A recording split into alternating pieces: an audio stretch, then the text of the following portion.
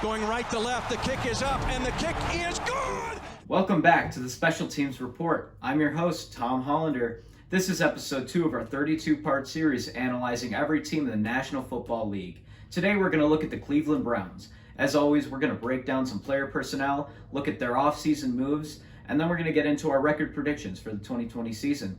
At this time, I'd like to bring you in with our chief contributor, Ben Domagalski. What's up, Ben? How are you doing? I'm doing pretty good, Ben. What do you think the Browns' biggest offseason move was? I thought they made some really good offseason moves, and I thought the premier one was definitely bringing Jack Conklin over from Tennessee. He's a high-caliber tackle.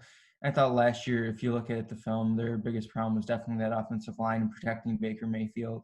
I mean, they had the offensive weapons outside, but that line really held them back, and I think Conklin will not only help that offense, but I think he'll help Baker develop by giving him more time. Yeah, I mean, it's hard to win when you get sacked 40 times in a season.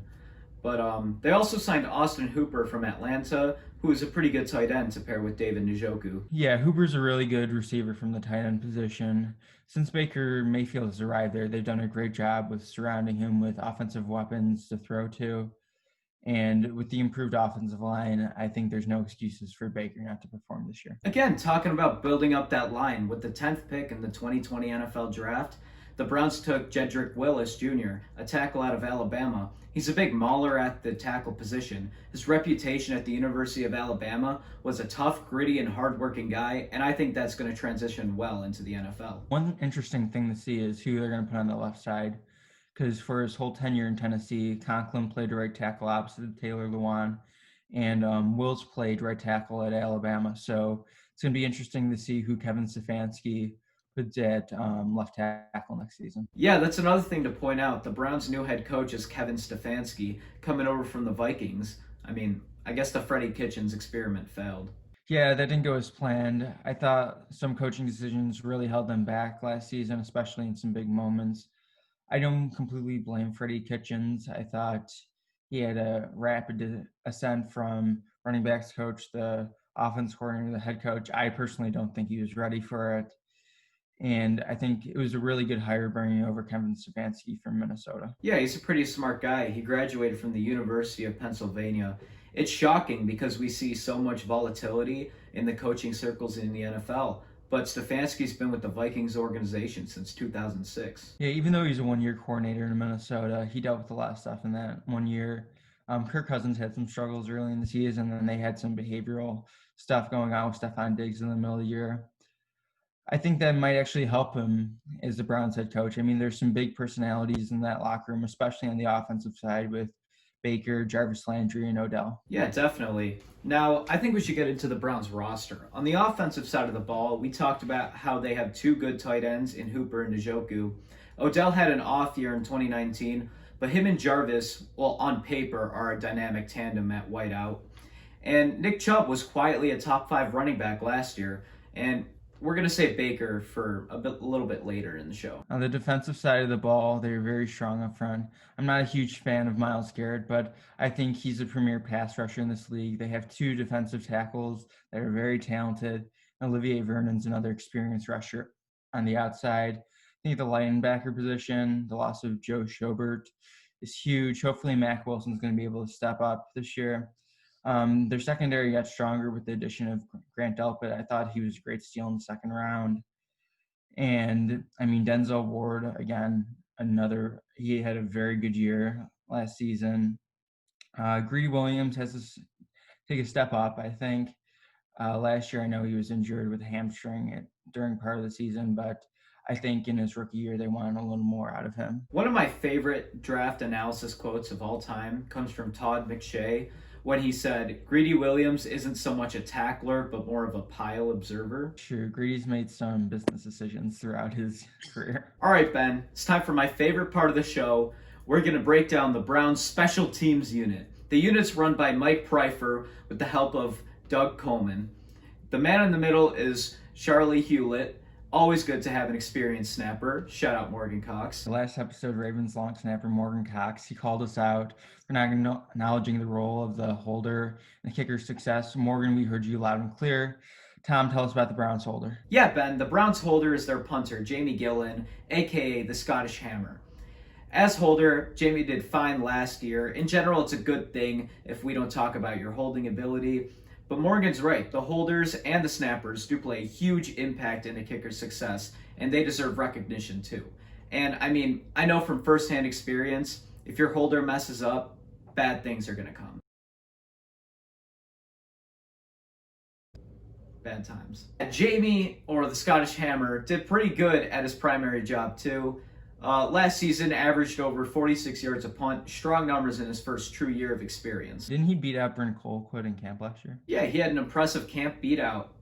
He beat out an established punter in Colquitt, kept that production up throughout the year. Didn't he have some serious flow? I remember he's got some pretty good hair. Yeah, proof special teamers can have a little swag too. What are your feelings on punters and kickers having swag, Tom? I might be a little biased, but I feel that it's great. I mean, they have the numbers to prove it. 10 out of the top 10 all-time scorers in the league are kickers, and it adds much-needed flair to an otherwise overlooked position. A great example of this, Marquette King from the Raiders a few years back. I don't mind a little swag from special teamers, but I don't think guys should overdo it. Like, don't get me wrong, this channel's all for the brand, but I don't like it when guys overdo it. I think whether it's after a big kick or pinning a punch, sure, but you can't overdo it because, I mean, you do a celebration too much, just takes the meaning out of it. I mean, I'd have to disagree with you there because I celebrated after every single one of my PATs last season, and it was pretty good. I mean, got me some attention, added a little swag to that special teams unit. And back to Jamie. His nickname's Scottish Hammer, so I mean, come on, that's got to be intimidating. Imagine a guy. He's got big biceps too for a punter. He's pretty jacked, so he's got big biceps. See that lettuce coming down. I mean, Scottish Hammer. If you're a returner back there, your legs have to be trembling, waiting for this guy to boot it away. Yeah, no doubt, he's intimidating. But let's get to my favorite position on that special teams unit, the kicker. The Browns kicker is Austin Seibert. He made 25 out of 29 field goal attempts. He was only 30 for 35 on extra points. If I remember, he had a strong start to the year. Yeah, he started really strong. He had some struggles in the middle of the year. He missed 2 against Pittsburgh in the Myles Garrett helmet game. But overall, not a bad rookie performance. I'm sure he wants some of those PATs back. He's one of the few kickers that I actually remember from college because with Oklahoma, he played so many primetime games. And I think he was up there with the leading point scorers in college football history. Yeah, that's a good transition into another former Sooner, Baker Mayfield. Ben, Baker's 2 years into his career. What do you think about his long-term development? Obviously, it stalled last year. I think he was hurt by the bad offensive line and some poor coaching. I really think the addition of Wilson Conklin, he'll see a step back up to the performance we saw his rookie year. I mean, I think he's better when he's in the pocket. When he leaves the pocket, he's not a great athlete. So, I mean, you give him protection in the pocket time. He's not a bad passer. And, I mean, I think when he leaves the pocket, he's easily caught by defenders. And sometimes that'll force him into some bad throws. So I think better offensive line, sticks in the pocket, you see those numbers return to the better rookie year performance. Yeah, he did struggle with leaving the pocket. He's not a great or premier athlete, so he was easily caught by defenders, which forced him into some bad throws. I think Baker's already somewhat maximized some of his talent. I think he's still got room to grow, but compared to some of the other guys in his class with Darnold and Allen, I think they have more room to get better. I don't know how much room Baker has left, but I still think he's a quarterback that if he does keep playing well like he did rookie year, I think he's a guy who can lead you to the playoffs and win a couple playoff games. But I don't know if he'll ever be the guy who's going to lead you to the Super Bowl. Yeah, I can't see him having a better season than what we saw with his rookie year.